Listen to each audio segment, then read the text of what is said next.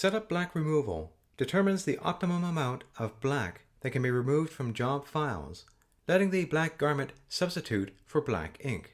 Choose Q menu, Setup Black Removal. Multiple test images will be printed within this area. Use a file typical of your work, or choose a test file from RIP, System, Targets.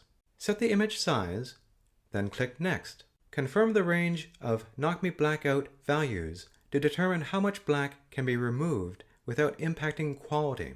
For example, printing from 30% to 75% in steps of 15 will produce 4 charts: 30%, 45%, 60%, and 75%.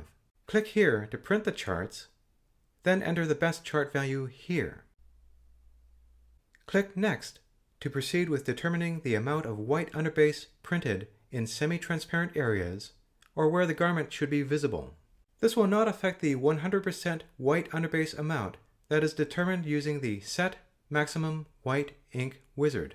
Instead, this will adjust the separation curves for white underbase in the highlight, midtone, and shadow regions. Be warned that reducing white ink too much can reduce color vibrancy. There are 4 chart categories, which vary from strong to light in the 50% to 90% range.